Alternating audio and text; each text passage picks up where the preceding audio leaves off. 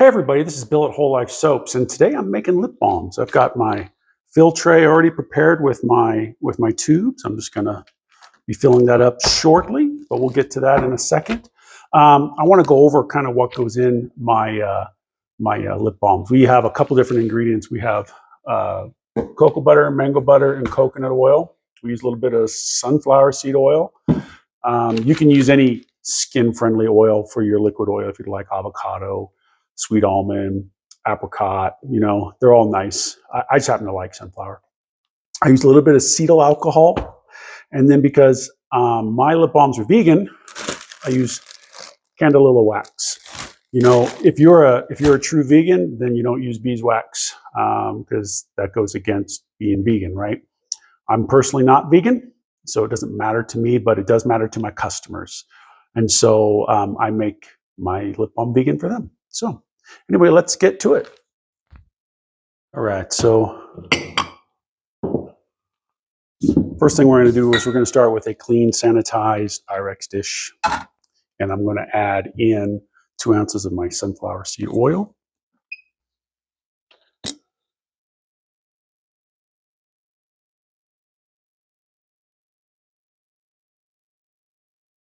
So we got 2 ounces of that. Okay, next I'm going to add 1.5 ounces of mango butter.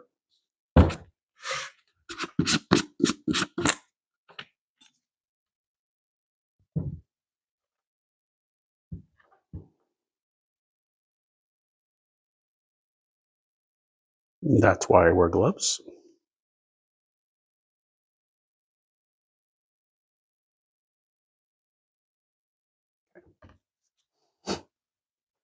And we're going to add 1.5 ounces of cocoa butter.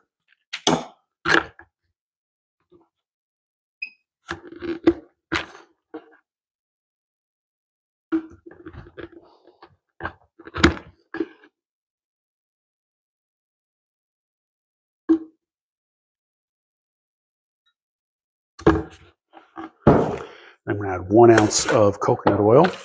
I like to use organic coconut oil for my lip balm products.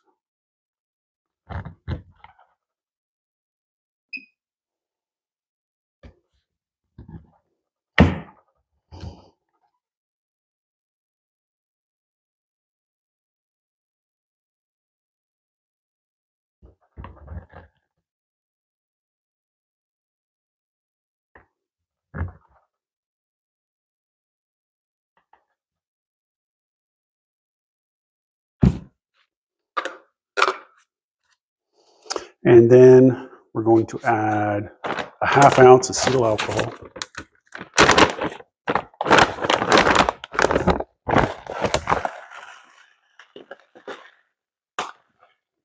Slightly less than 1/2 ounce, actually probably 0.4.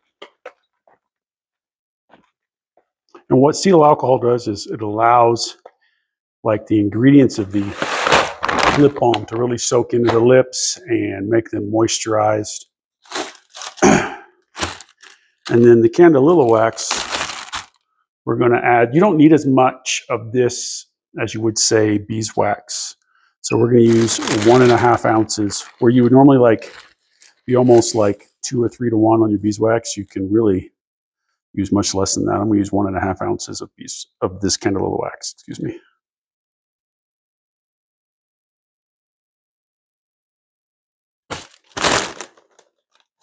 And then what I'm going to do is I'm going to melt this down in a double boiler or in the microwave. I'll probably use the microwave too. All right, so we have our lip balm batch melted. I've also gone ahead and added in my cosmetic flavor oil. I like, this one's going to be sugared strawberry, and it comes from Rustic Essentials. I like their flavored products for their taste and their consistency. If you notice this part here, it says you need a flash point that's less than 195. That means that if that batter here is hotter than 195 degrees, it's going to melt off any resemblance of your scent that you have. And I don't particularly want to do that because I want people to be able to taste it or, and enjoy the whole lip balm experience. I'm just going to give it a stir with my pipette. The other thing you want to make sure is that your mixture is not so hot that it's going to melt the plastic interior tube of the lip balm tube, the twister that pushes it up. If you pour too hot, then that's going to happen. So, it's just a couple of things to be cautious of. And then finally, I'm going to add in 10 drops of Rosemary Oleoresin extract.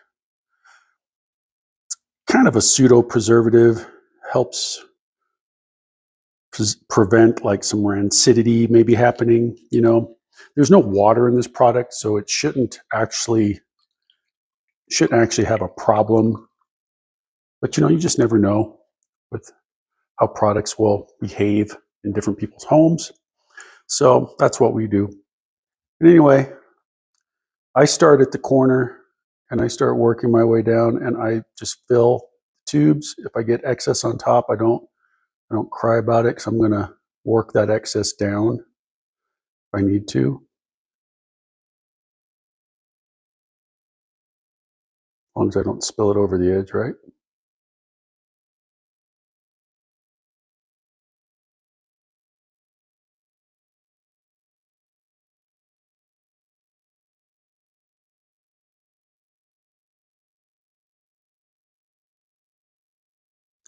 You can add color to these if you want to. I choose not to. I like them to be natural, because they're just a lip balm and not necessarily a lipstick or a lip gloss.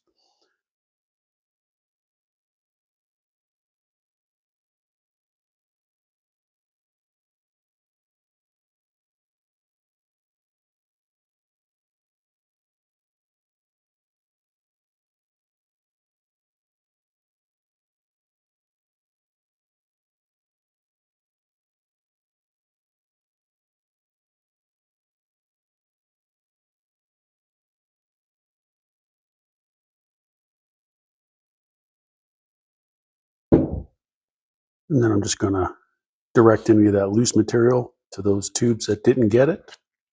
And when this hardens, I'll also scrape it off, remelt it, and pour it into those remaining tubes. This is probably going to be the easiest thing, so I'll do that in just a second. Okay, you can see that it's already starting to set up. It's turning white. It's no longer kind of that golden color. I'm going to scrape some of this top off so I can get the rest of my tubes filled.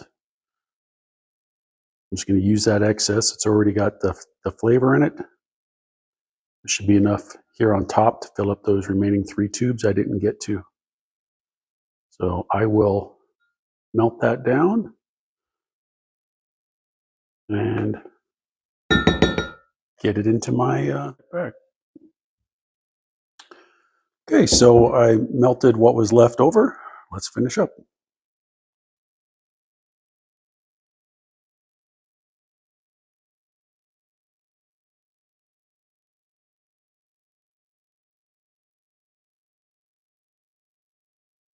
Pulled a couple of the ones out that I just added that excess to. So you can see that they're a beautiful golden color when they first are in there, but it's gonna change to like a white wax. I'm just gonna let this recording go, do a little time lapse for you. So enjoy.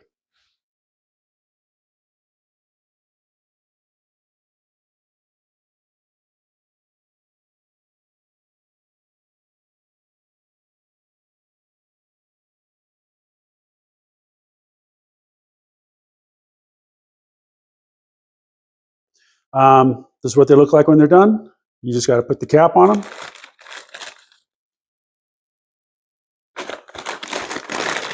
And then you just print out a label and they're good to go. I mean, lip balm is about as easy as it gets to make. This is a very cost-effective product to make. And I sell these for like $3 a tube, and I think they cost me 68 cents to make. So, so it's a pretty good price margin product to have in your inventory. So if you're into making body care products or soaps, lotions, things like that, this is a great product to add to your inventory line. And if you don't have a shop or anything like that, this is just something fun to do with your kids too. So anyway, enjoy making lip balm. I'm Bill McConnell, owner of Whole Life Soaps, Wrightwood, California. Thanks for watching.